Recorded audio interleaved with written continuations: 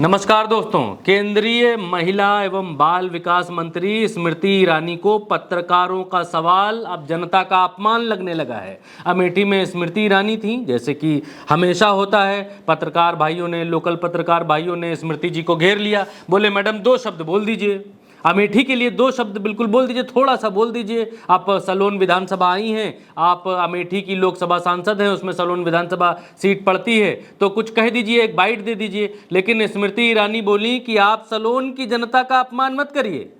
अब पत्रकार कुछ समझ ही नहीं पा रहे थे कि वो पूछ क्या रहे हैं, मैडम कह क्या रही हैं। पत्रकारों को समझ ही नहीं आ रहा था कि वो करें तो करें क्या, बोलें तो बोलें क्या। जितनी बार पत्रकार कहें कि दीदी कुछ बोल दीजिए, उतनी बार स्मृति ईरानी का जवाब यही आए कि आप सलोन की जनता का अपमान मत करिए। एक बार तो हद हो गई कि मैडम बोली कि आपके यानी दैनिक भास्कर के मालिक को फोन करके बोल दूंगी। यानी कि मैडम ने सीधे सीधे उस पत्रकार को धमकी दे दी, उस पत्रकार की नौकरी खाने की, उस पत्रकार की नौकरी साफ करने की सीधे सीधे धमकी दे डाली। और उसका कसूर बेचारे का सिर्फ इतना कि वो ये पूछ रहा कि मैडम कुछ बोल दीजिए। पत्रकार का कसूर सिर्फ इतना कि वो कह रहा कुछ बोल दीजिए, अमेठी के लिए कुछ बोल दीजिए, कुछ बोल दीजिए।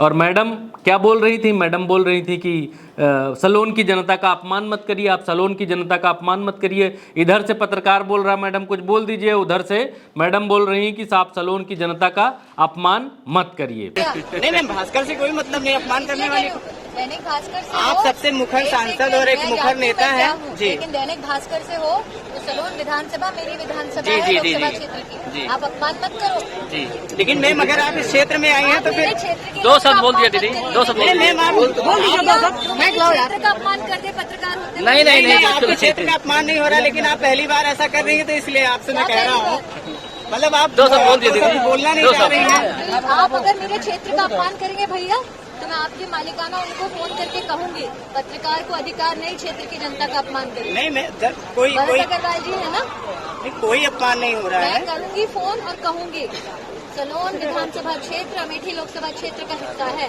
मेरे क्षेत्र की जनता का अपमान मत करिए। आप होंगे बड़े रिपोर्टर, लेकिन आपको जनता का अपमान करने का अधिकार नहीं है।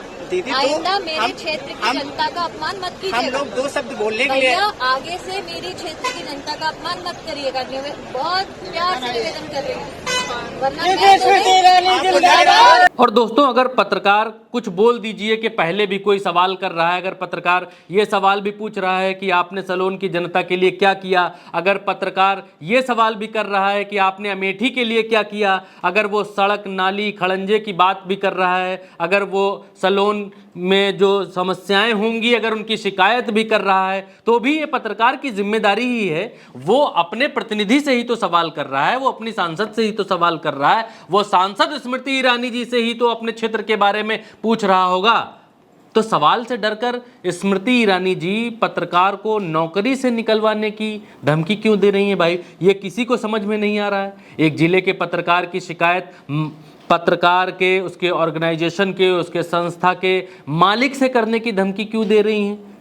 जिस पत्रकार को दैनिक भास्कर का मालिक शायद फेस टू फेस जानता भी नहीं होगा, ये कि वो पत्रकार फला जिले में है, उसका नाम क्या है, उसने क्या सवाल किया, उसके बारे में सीधे उसके मालिक से फ़ोन करके धमकी देने की बात स्मृति ईरानी जी कर रही हैं। और ये बहुत छोटी बात आज कर दी स्मृति ईरानी ने अपने अमेठी लोकसभा के भीतर, जब वो सलोन विधानसभा पर दौरा करने के लिए गई थी। आज देश ने बिल्कुल साक्षात देख लिया कि कैसे देश की मीडिया का ये बड़े नेता लोग गला घोटते हैं, कैसे देश की मीडिया का गला घोटा जाता है, कैसे सवालों की हत्या की जाती है, कैसे पत्रकारों की नौकरी खाई जाती है, कैसे सवाल पूछने पर पत्रकारों को निकलवा दिया जाता है। इससे पहले नरेंद्र मोदी भी TV9 के कार्यक्रम में गए थे दोस्तों, उसका वीडियो YouTube पर पड़ा है, आप चाहे तो देख सकते हैं। उसमें विनोद कापड़ी पत्रकार हैं और अजीत अंजुम पत्रकार हैं, वो आगे आगे चल रहे थे, नरेंद्र मोदी जी पीछे पीछे चल रहे थे। उनके साथ में TV9 जो पूरा उनका वो है ऑर्गेनाइजेशन है, उनके मालिक थे।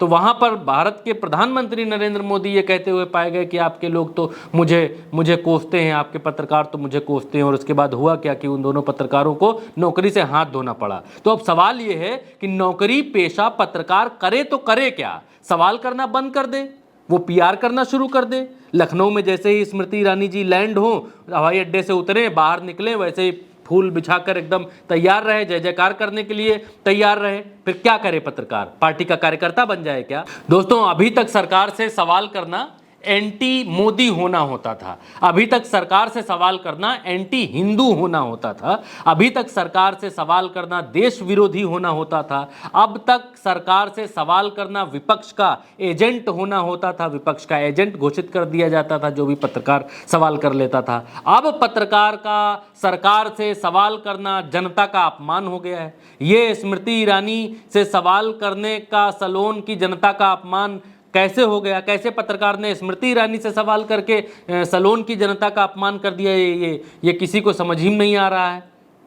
क्या स्मृति ईरानी खुद को सलोन समझती हैं, खुद को सलोन की जनता समझती हैं जो उनसे कोई सवाल कर लिया? मान लीजिए कि अगर स्मृति ईरानी सवाल का जवाब ना भी दे पाती, और मान लीजिए अगर पत्रकार यही पूछना चाह रहा होगा कि आप महिला होकर भी, महिला बाल विकास मंत्री होकर भी महिला पहलवानों के बारे में क्यों कुछ नहीं बोली, अगर मान लीजिए ये भी इस दौर का सबसे कठिन सवाल भी अगर उस पत्रकार ने स्मृति ईरानी जी से पूछा था, तो भी ये सलोन की जनता का तो अपमान नहीं हुआ।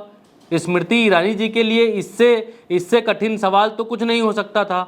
नेता जवाब देना नहीं चाहता, अधिकारी बात करना नहीं चाहता, मंत्री के पास समय नहीं है, मोदी जी बोलेंगे नहीं, तो फिर जनता के सवालों का जवाब देगा कौन? और ऊपर से अब पत्रकारों के बारे में ये बोल दिया जाता है कि तुम्हारी शिकायत तुम्हारे मालिक से कर दूंगी। सवाल पर शिकायत करने का ये कौन सा तरीका हुआ कि अगर किसी पत्रकार ने सवाल कर लिया तो उसकी शिकायत मालिक से कर दी जाएगी? ये तो एक तरह से धमकी है, एक तरह से घुर्की है कि अगर आप सवाल करोगे तो आपकी नौकरी चली जाएगी, और ये खुलेआम धमकी दी जा रही है।